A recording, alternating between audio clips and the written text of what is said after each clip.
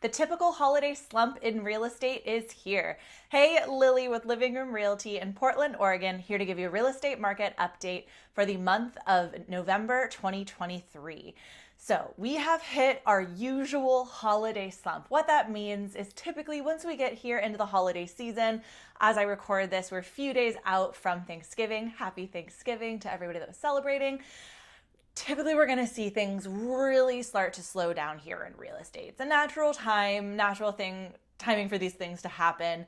Everybody's going to be way more focused on the holidays. It's just starting to get really cold here in the Portland, Oregon area. So, it creates this time period where everybody wants to hibernate. No one's really thinking that much about real estate, frankly. What this means for you. So if you are someone who is looking to buy a house and you're still out there in the market, or if you're someone who's maybe has your house on the market and is on the market to sell or is looking to sell, there are definitely some factors we can talk about here and what that means for you. And then we can also talk a little bit about what we think we should see for next year in that market. But before I do all of that, actually, let's go over the numbers from last month just to kind of give you a feel for where we're at currently. So first off, new listings to the market. Spoiler alert here, we had a decrease in activity again for all activity.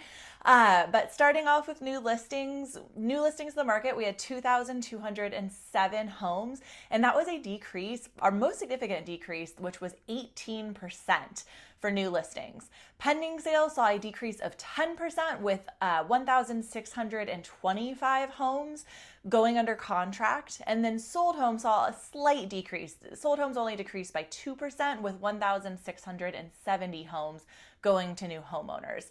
Inventory of homes, interestingly enough, stayed exactly the same as it was last month, which is 2.9 months. So we're, really teetering towards having 3 months of inventory, which is pretty significant when you look at the historic trends of the last few years.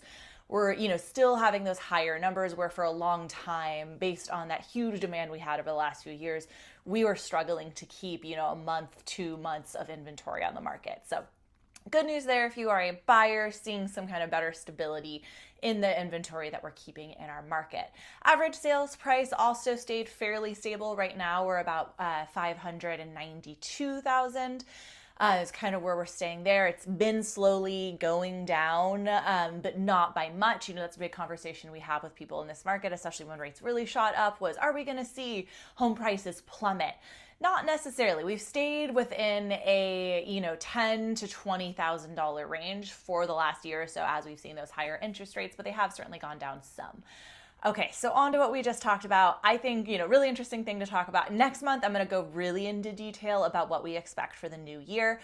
But let's talk about holiday buying and selling, and then a little bit about what we can see in the new year. So first off, buying a house right now.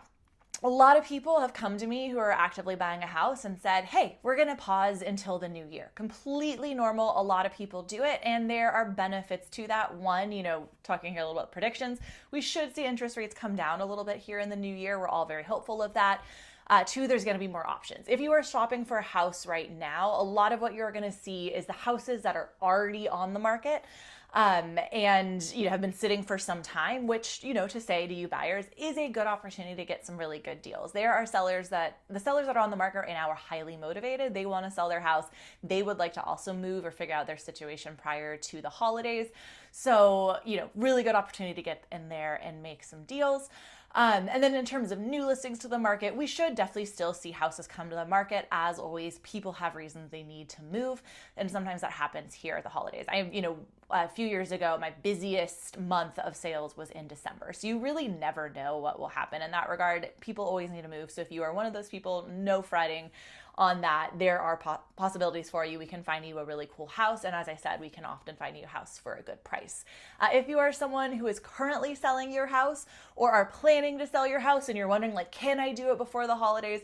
There are some benefits for you on the seller side. Obviously, the buyers that are going to be on the market right now, same thing. They're going to be the most motivated buyers. They're not people that are going to be looky-looing, maybe thinking about buying a house. No one's going out in the cold right now unless they really need to buy. So you are going to have those serious buyers, which is nice in a market right now when we have seen a lot of transactions fall through. So you're going to have that ability to work with people that, again, are more serious. Other than that, I think it's really a timeline discussion we would want to have on when to sell your house if you are someone who is thinking of going to the market. Or again, right now you could put your house on the market and get those really serious buyers. But in a lot of cases, people are going to wait until the new year to sell. Happy to chat with you on those nuances anytime. And then in terms of, let's go a little bit into what we should see for the new year. Everybody's very interested in what's going to happen next year. And let's be clear, no one knows exactly what is going to happen in the new year in terms of interest rates, the market in general. This morning, I did go to a really good talk with a local economist, Noah Blanton, who talked about what he sees in the market. We went into, an hour-long full detail that I could summarize in another video. But, the most interesting points there are, inflationary measures are working. We are seeing things leveling out. Things are starting to go down a little bit. Prices are stabilizing. Things are looking good in the general economy to some degree. I mean, it's hard to say that, actually. I don't know if I can say that necessarily. But we are seeing the inflationary measures start to really, really start to work. We're also seeing that the general consumer, their expectations of inflation have matched where they are in reality, which is very good sign for things. So when it comes to the most important thing that people are most interested in terms of where we should see interest rates in the new year. Now, I want to start off with, yes, we should likely see interest rates go down. But when I say that to you, I don't want you to think like, okay, I'm going to hold off until interest rates go down to 4%. Again, people loved, there was a great time period when we had those 2% to 4% interest rates. We are not going to be likely to see those interest rates at that low of a price in a long time. Cannot promise you anything. Do not quote this on me and be like, well, they actually went down to 4%. They could. But, in Noah's talk, there was a lot of, measures and things he was talking about that really, even just when you look at it in the greater sense of the economy, it would be very hard for us to get to them that low.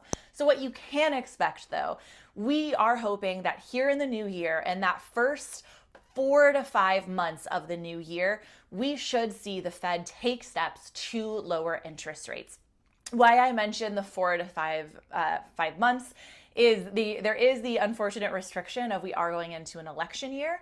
So in 2024, any moves to Noah's prediction, which I also agree with, the moves that the Fed is going to make is going to be in that first half of the year, because any move they make further on is going to have effects on the greater discussion of our economy and what's going to happen within the election. So they're going to probably back off at that point. So what you can expect is we're going to have a really robust spring real estate market. Now, either that's going to happen with, yes, interest rates falling. So we're going to have interest rates go down to a, let's say, 6% range, which funny enough, when interest rates went up to 6%, everybody was like, oh my God, that's awful. Well, now, a lot of people's mentality is going to shift because they've gotten so used to the 8% interest rates that we somehow went into here last few months. So they'll go down in the sixes, and that's going to create this really huge rush in our economy. I read a recent report that 66% of home buyers are saying that they're going to hold off until interest rates come down. So if you think about it, well, it's going to be great that your affordability is going to go up. Just know a lot of other buyers are waiting on the sidelines, so we'll want to make sure we prepare you as a home buyer for that.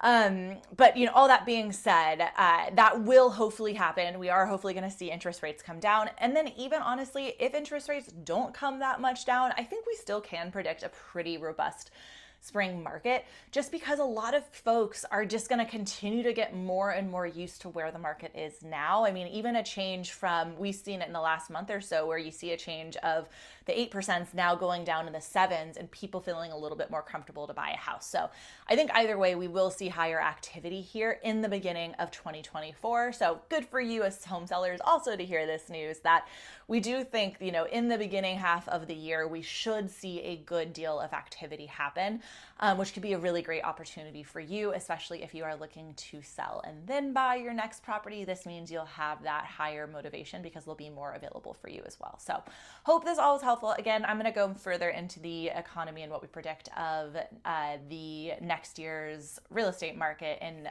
next month's video. So make sure to hit subscribe. That way you will get that video and I can keep educating you on all things Portland, Oregon real estate. All right.